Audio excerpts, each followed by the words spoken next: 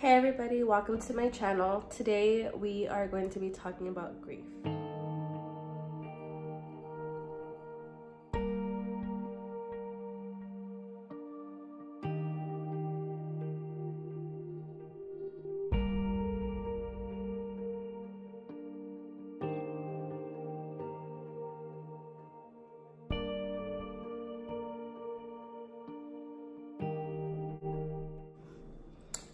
Grief is a very hard emotion to describe. How the internet and how books describe it, it's basically just the overwhelming emotions of a loss. And the more significant the loss, usually the greater the pain. Coping with the loss of someone or something you love is one of the biggest challenges I've had to face. And this video is going to be more about what my experience with grief has been, because it's a very individual experience. No two people's form of grief is alike at all. Even if the loss seems similar, no people experience the same thing. No two people at all. And that I know for a fact. So, one major thing that I do want to make sure that people grasp from this video is that there is no right or wrong way to grieve. There is no time limit for you. If the person watching this is currently grieving, there's no time limit for you. And you're gonna experience waves, and there's just so much. Just talking about it is making me very emotional, you know? You just, even when you think you're gonna control it, you're not. You know, grief, there are different stages. There definitely are stages that are defined with what comes with grief. And I feel like I've hit every stage, but just because you've gone through one stage doesn't mean you're never gonna go back. Doesn't mean it's completely done. That's it, like on to the next chapter of grief. Like, no. There are 5 stages of grief, and that is denial, anger, bargaining, depression, and acceptance. Denial is easily described as, you know, this can't be happening to me. I don't believe this. You know, like, this is a bad dream. And I thought I had gotten past that stage, but I kind of always go back to that, especially when I'm going through my day, and then I happen to just sit in my room or in my living room, and I'm looking at our family pictures, and I'm just thinking, wow, like, there's no way this is real life right now, you know? And I hit a year, and I'm still there. I'm still in some form of denial. And I don't know when I'm ever gonna get past it, but I'm not giving myself a limit to, you know, to do anything. I'm just kind of going through the motions and going through the waves and just, you know, trying to get through each day. Anger, I experienced that so much, and again, this is all coming from my personal experience with grief, and the anger has been both with Marco himself, and, you know, I'm a little ashamed to say, but also with God. I felt like I was doing everything right. You know, my children were dedicated in the church. You know, I was baptized in the church. Marco was baptized in the church. We actually got baptized together in the year of 2012. We got baptized together at our church. You know, I'm not a perfect person. I'm not a perfect Christian. You know, I still, you know, like, but I try my best, you know, to be a good person and stay strong in my faith, and, you know, always believe that, you know, things are done for a reason. And this experience has completely tested me and my faith, because I feel betrayed. I feel like God came to hurt me. He took Marco, but he hurt me, and he hurt my kids, and he hurt our friends and our family, you know?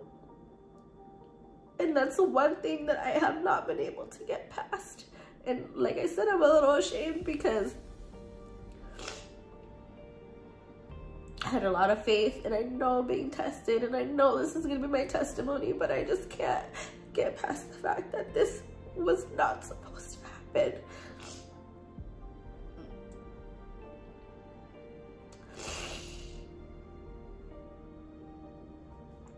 And also, the morning that Marco passed away, we had got into a fight. I wanted him home.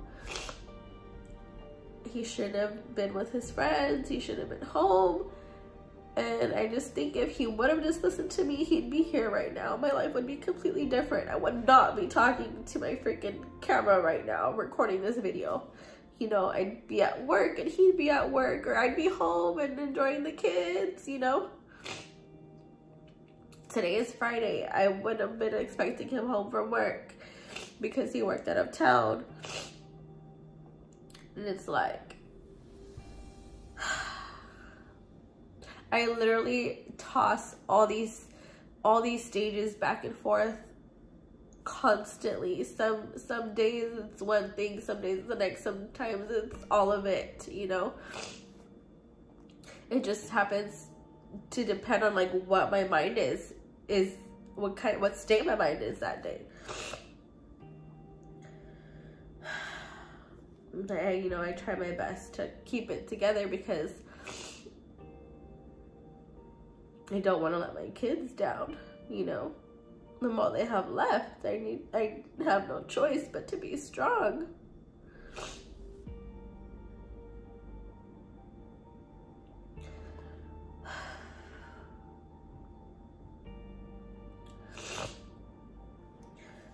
The other stage is bargaining. And that's where you're basically pleading with God to revert what has happened, and in return you're going to give him something back. Like for me, it's just like, you know, make this all a dream, make this a bad dream, and I'll go to church all the time, you know, I'll quit work, and I'll dedicate, you know, my life to work for the church, you know, anything that will bring him back. But in reality, we know that, you know, life doesn't work that way. It's not in our hands at all. It's out of our grasp. And I just always think, like that saying goes, like, try telling God your plans and he'll laugh. I forget how that saying goes, but I'm sure you guys know what I'm talking about. And then a big one, the big stage, is depression. Like I said, my depression was situational. I wasn't eating, I wasn't sleeping, and because I wasn't eating or sleeping, I wasn't taking care of myself, and not taking care of the baby I was carrying. I wasn't taking my vitamins because you can't take them without a meal. And I felt like a zombie. I didn't realize that I was going through depression. You know, I didn't realize that first. All I knew was my stomach was in knots. I didn't want to eat, and I didn't want to sleep because I didn't want to go to sleep and wake up and remind myself of this nightmare. I didn't want to go to sleep and through the night kind of forget what's going on and wake up and physically have to remind myself that this is truly what's going on. Especially in the weeks when we were planning funeral services and getting details together. Like, I didn't want to sleep.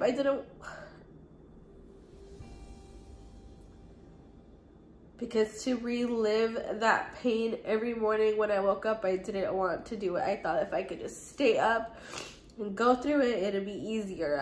I wouldn't have to wake up sad.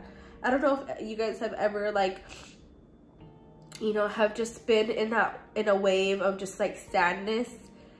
And going to sleep sad is one thing, but waking up sad the next day, I feel is like 10 times worse. It's so heavy on you, you know? And I've felt that before for different situations. And even when I look back at it now, what I've experienced is look back at those situations, I'm just like, there's nothing comparing, like, you know? But to wake up sad is so heavy. And even sadder, like, it makes you sadder that you're waking up sad, if that makes any sense. And I was trying to avoid that. I didn't want to wake up sad. I remember the day when I, you know, first was told Marco was in an accident and he didn't make it. Or, you know, Marco and Salvador, which is his friend, to be told that they were in an accident and didn't make it. It was like, it literally physically felt like my lungs and heart were ripped out of my body. Like, I was in shock. I couldn't breathe. I just remember letting out the biggest scream and falling to the floor. I just could not. That moment I'll never forget, ever in my life. But the next morning, that night, after being overwhelmed with people texting and calling and visitors and people hugging me and people crying with me and people, it was just, I was still in shock. Like, people were giving me their condolences and hugging me and crying and like, I almost couldn't even react. Like, I wasn't, it's like I had left my body, like, and I was just going through the motions of what was going on and trying to get through the day. And my son Marquitos wasn't with me. He was with my stepdad.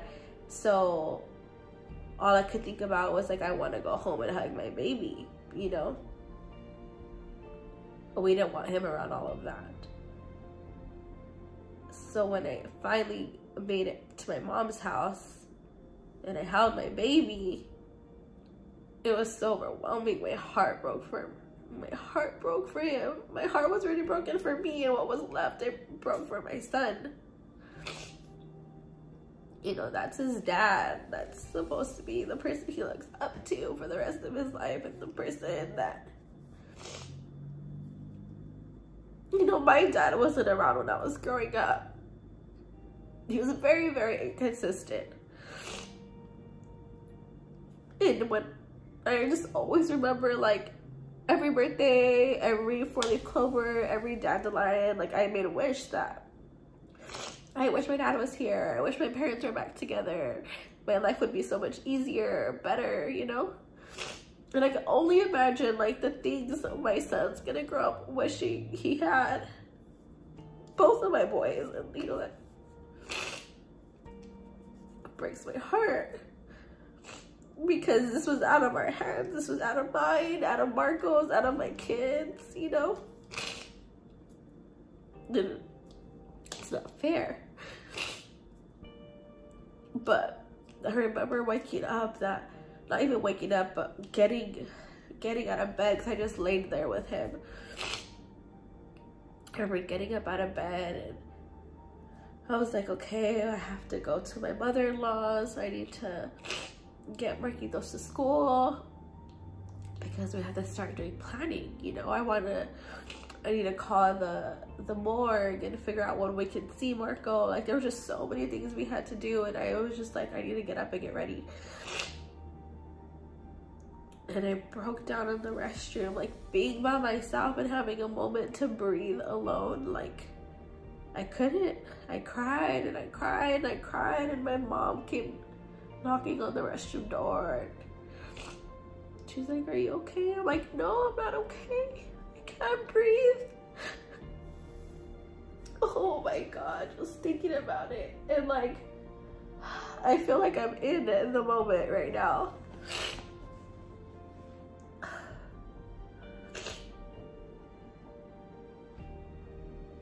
It's crazy because I feel like I've come so far. It's still like when I talk about this or think about it, like I could like put myself back to that place.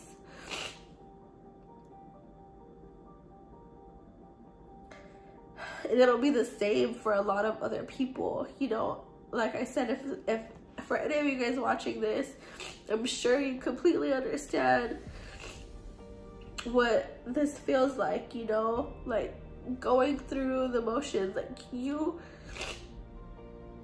grief is uncontrollable. It's very overwhelming, and it comes in waves, and some waves are stronger than others, you know. And when you get those big ones, you feel like you're drowning. It's like you feel like it's here, like it's just stuck in your throat, in your chest, and you're trying so hard to just release it. And sometimes you release enough where you can be okay, and then others it's almost endless. Like it feels like there's never gonna be enough tears, there's never gonna be enough talking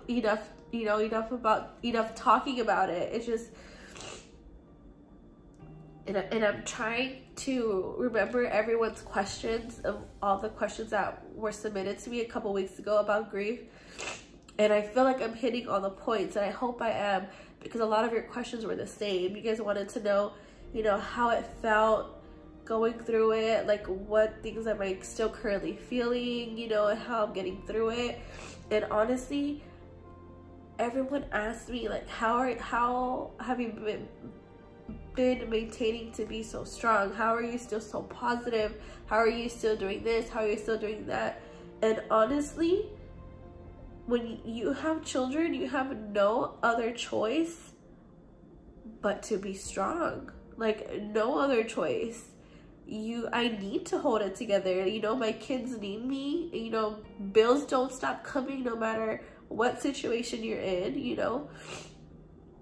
And, you know, it just so happens to me that I'm a stylist, and getting ready is part of the package, is part of the deal. Like, I am my own advertisement. So if I want to make money and I want my bills paid, then I need to get this together. You know, I need to. I have no choice. And luckily, I love it, because when I'm in the zone and I'm working on clients, like, it gives me a sense of normalcy. It's getting out of the house and keeping myself busy is one of the biggest things that has helped me get through it. You know, I think the funeral planning and everything really kind of kept me busy. Like, I knew there was things that had to be done, like things for the services that had to be paid for, you know, things like that. Just like I tried making sure Marquito stayed on a normal schedule as much as possible, meaning, you know, he had to be at daycare, you know, and following the day-to-day routine, you know, to keep him, to show him that things are gonna be okay. You know, that was my way, and that was what everyone had told me. You know, you gotta keep things normal as possible for him, and just keep following the routine that, you know, we had, and just try our best. And honestly, I think it helped him, because being around me in those couple weeks, I know my heart was hurting him, and it's like my emotions were flooding him and flooding me at the same time. So making sure that he was at daycare around friends, you know, who he loved, and teachers he loved, and being able to do crafts and play outside and sing and dance and all that, like, it really helped him, and it helped me, because I knew that everyone at that school loved him, and I could trust them, so I didn't feel stressed. That was one little thing that was off my plate that helped me, you know, get through it. And I love the staff of my son's school. So if any of you guys are from his school and are watching, I just want to say I love you guys, because you guys have helped so much, you know, in this past year, and you continue to help and continue to send your prayers, and I'm just so thankful. I did like a lot of projects, like I worked on DIYs for the house, for my house, and then I planned Marquitos' 5th birthday, which was just 2 months after his accident, and originally I was gonna cancel it, but ultimately I chose to go through with it, because we needed a distraction, and Marquitos deserved to have his birthday party, you know, regardless of what was going on. Like, this was about him and not about anything else, and I wanted to ensure that I could make that memory for him and for us and for everybody else that was involved. And, you know, bless our friends and our family, because a lot of them helped a lot with planning that party, and it ended up turning out really beautiful. I will post a picture here. I hope I'm doing this right. And everything turned out beautiful, and it was so fun. Right after the birthday party, I started planning my baby shower, which also kept me really busy. I had to hire the vendors again, find someone for food, decor, blah blah blah, you know. And again, that shower turned out just as beautiful, and it was fun. And then right after, I was like, cool, the baby's gonna be here in a few weeks. I had to start, you know, I started doing a lot of deep cleaning, organizing, putting baby stuff together, and all that. So everything just kind of kept me busy. And one thing is that, you know, me being pregnant and having Marquitos, you know, all of that really saved me, because I feel like if I had for some reason not have been a mom or not had been pregnant, like, things could have been so different. I knew Marquitos was looking at me, and I needed to keep it together and make things happen for him, and I needed to be his strength, because I know he was hurting. He was only 4 years old at the time, but he is so smart and so aware all the time of what's going on and what's being said. Like, to this day, he repeats back details to me that I didn't even know that he was paying attention to during that time period. And like, just knowing that, you know, I was that strength for him, you know, really kept me going. And being pregnant helped, because Lord knows I wanted a drink. I wanted to be drunk. I wanted to be numb. I wanted to not feel the pain. And, you know, thankfully I knew that, you know, like, no, you gotta take care of yourself. We need to keep it together. Although I wasn't eating or sleeping, that was the one thing I knew that, you know, I was not gonna turn to, because I wanted to keep my baby healthy, and because of wanting to be a healthy mom and, you know, carry a baby to full term and everything, I knew I had to take care of myself. And that's when my mom pushed me to see a therapist, and that's when they diagnosed me with depression. And because I was not eating or sleeping, and because of all the stress that was weighing on me, I ended up having a insufficient cervix, and I almost miscarried my baby. I had to have a cerclage, which is a surgery where they literally sew your cervix closed so you could carry your baby to full term. And you know, that's when I realized, you know, like, I need to, like, start eating again. You know, I still wasn't sleeping. It wasn't until the very end of my pregnancy where I actually started sleeping, because I was just physically tired from, you know, carrying the baby and working and, you know, etc. But, you know, it really, being a mom really saved me, because things could have been so much different. And you know, I'm just so glad it turned out the way it did, you know, despite what was going on. Like, you know, I have 2 beautiful boys. They're both healthy. They have everything they need. And, you know, despite being so sad and so heartbroken and so depressed during the pregnancy, like, my son has brought us so much joy. Myself, joy, Marquitos, and the people around us. He has brought us so much joy. He's such a happy and content baby. He's so good. Like, he's so beautiful. And like, God forbid, like that. I was unhappy, and truly it's not that I didn't want him. I was just so unhappy. Like, this wasn't the plan. I wasn't supposed to be a single mom of 2 boys by myself. Like, this was not supposed to happen, you know? And I was not, you know, I was not prepared. I was not ready. My heart wasn't ready. But once he came out and I saw him pushed him out, and I saw his head full of hair, and I saw that he was healthy, I was just like so thankful, you know, that, you know, that he came into the world, that, because now I have 2 boys, and everyone knows boys are mama's boys. 2 boys who are always gonna look up to me, and then one day they're gonna take care of me, you know? If I just hold it together long enough and go through what the original plan was, but alone, you know, like, I could do this, you know? Like I said, I'm not always positive, you know? My heart is still breaking. There's milestones that are gonna come, and my partner is not going to be with me. The person I plan to spend the rest of my life with, who I wanted to grow old with and watch our boys, you know, go through all the sports, just go dances, graduations, like, it's going to be so different. And I'm also grieving that. I'm grieving the loss of what was supposed to be, you know?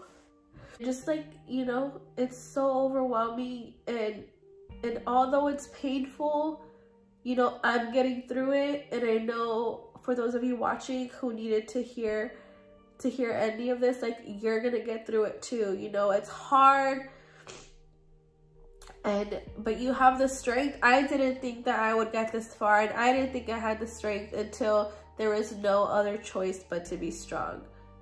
And if you want it, and you want to